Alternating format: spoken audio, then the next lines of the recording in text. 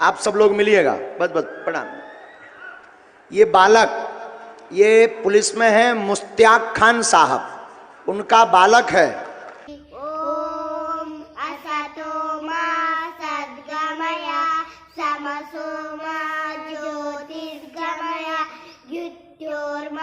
لیکن دن بدن مسلمانوں کا بہت برا حال ہوتے جا رہا ہے، مسلمانوں کے علاقوں کا، مسلمانوں کا، مسلمان نوجوانوں کا، مسلمان لڑکیوں کا دن بدن حال برا ہوتا جا رہا ہے۔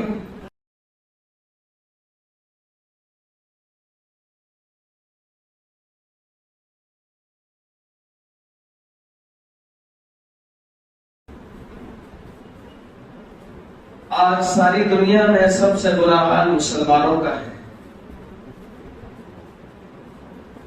ساری دنیا میں پانی کی قدر و قیمت ہے، لیکن مسلمانوں کے خون کے قطروں کی کوئی قیمت نہیں۔ یہ اپنے کیے ہوئے اعمال کی سزا ہم بھگت رہے ہیں۔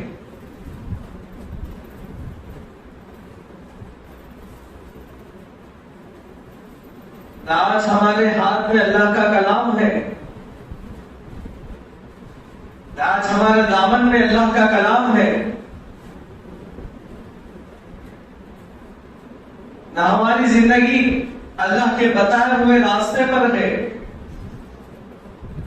نہ ہماری زندگی اللہ کے رسول صلی اللہ علیہ وسلم کے بتلائے ہوئے طور طریقے پر ہے، نہ ہماری زندگی قرآن کے بتائے ہوئے طریقے پر ہے، نہ ہماری راتیں اللہ کی عبادت میں گزرتی ہے، نہ ہمارا دن اللہ کی اطاعت و فرمانبرداری میں گزرتا ہے، بلکہ ہماری رات گناہوں کے اندر ملوث گزرتی ہے، گناہوں سے ملوث گزرتی ہے۔ ہمارے دن کے اجالے گناہ کرنے میں گزرتے ہیں، رات کے اندھیرے گناہ کرنے میں گزرتے ہیں۔ اگر ہماری زندگی اللہ تبارک و تعالیٰ کے بتلائے ہوئے طور طریقے پر ہوتی، اگر ہماری زندگی اللہ کے رسول صلی اللہ علیہ وسلم کے بتلائے ہوئے طور طریقے پر ہوتی، ہمارے رات کے اندھیرے اللہ کی عبادت میں گزرتے، ہمارے رات کے اندھیرے اللہ کو منانے میں گزرتے، ہمارے رات کے اندھیرے اللہ کی اطاعت و فرمانبرداری میں، ہمارے رات کے اندھیرے تہجد میں سجود ہوتے، تو ہم ساری دنیا میں کامیاب ہوتے، کامیابی ہمارے نقش قدم چومتی تھی۔ لیکن دن بدن مسلمانوں کا بہت برا حال ہوتے جا رہا ہے، مسلمانوں کے علاقوں کا، مسلمانوں کا، مسلمان نوجوانوں کا، مسلمان لڑکیوں کا دن بدن حال برا ہوتا جا رہا ہے۔ اس کے بہت سارے وجوہات ہیں، اس کے بہت سارے وجوہات ہیں، مجھے تفصیلاً جانا تو نہیں ہے، لیکن ایک بات سب سے اہم بات یہ ہے، موجودہ دور کے اندر ہمارا اللہ کے کلام کے ساتھ کیا رشتہ ہے، کیا تعلق ہے۔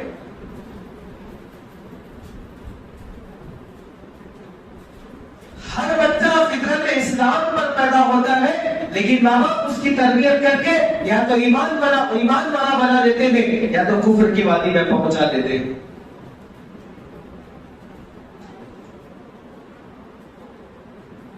قرآن کسی آیا، کس قرآن کا مردوں کے پڑھنے کے لیے آیا یا انسانوں کے پڑھنے کے لیے آیا ہے؟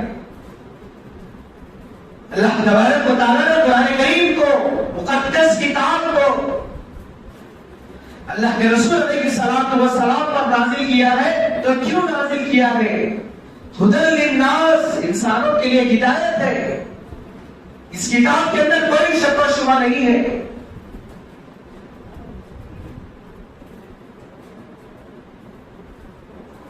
اس کتاب کا مسلم قوم اس کتاب پر جتنا کہ ظلم کرتی ہے کوئی اور قوم نہیں۔ ہم خود اللہ کا کلام پڑھنا نہیں چاہتے، نہ پڑھنا چاہتے ہیں، نہ پڑھانا چاہتے ہیں، نہ عمل کرنا چاہتے ہیں، نہ اللہ کا کلام اپنی زندگی میں لانا چاہتے ہیں۔ جبکہ حضرت ابوبکر صدیق رضی اللہ عنہ عاشق قرآن تھے، حضرت عمر بن خطاب رضی اللہ عنہ عاشق قرآن تھے، حضرت عثمان علی رضی اللہ عنہ عاشق قرآن تھے، حضرت علی رضی اللہ عنہ عاشق قرآن تھے، حضرت حسین حضرت حسن عاشق قرآن تھے، تمام صحابہ کرام عاشق قرآن تھے، عشرہ مبشرہ قرآن کے عاشق تھے۔ اللہ کے نبی علیہ الصلوۃ والسلام قرآن کو دین کے اجالے میں رات کے اندھیرے میں کثرت سے قرآن پڑھا کرتے تھے۔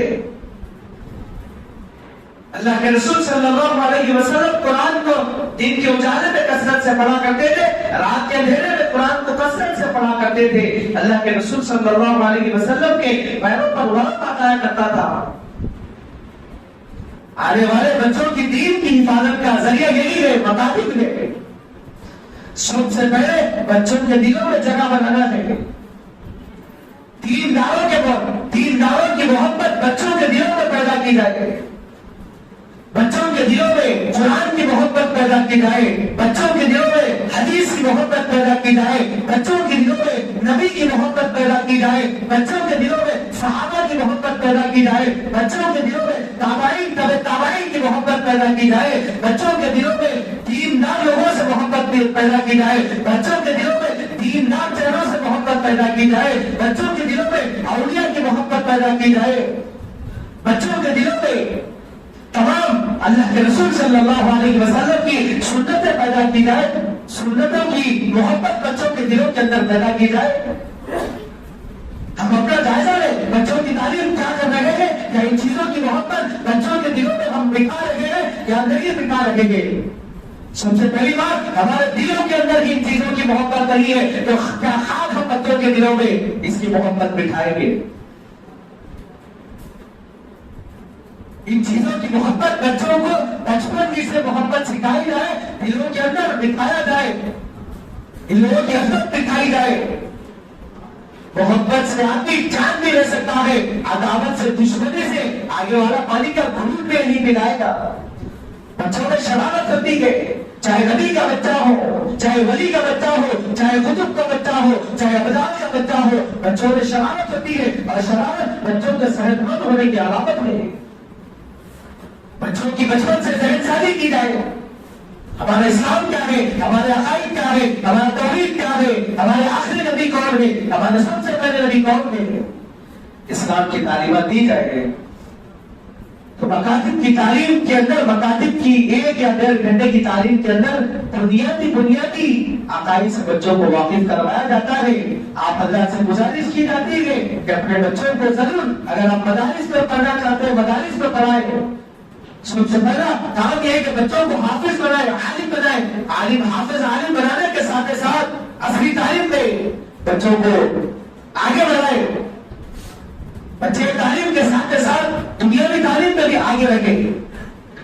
اگر آپ مدارس میں نہیں ڈالنا چاہتے، حافظ عالم نہیں بنانا چاہتے ہیں، صرف آپ دنیاوی تعلیم کو ترجیح دینا چاہتے ہیں، تو کم سے کم آپ دیجیے، لیکن مکاتب کے لیے، بچوں کے لیے، چھوٹے بچوں کے لیے 1 یا 1.5 گھنٹہ فارغ کیجیے۔ اللہ تبارک و تعالیٰ سے دعا فرمائیے کہ اللہ تبارک و تعالیٰ مجھے اور آپ کو قید سنت سے زیادہ عمل کرنے کی توفیق عطا فرمائے۔ آمین سب آمین، وآخر دعوانا الحمدللہ رب العالمین۔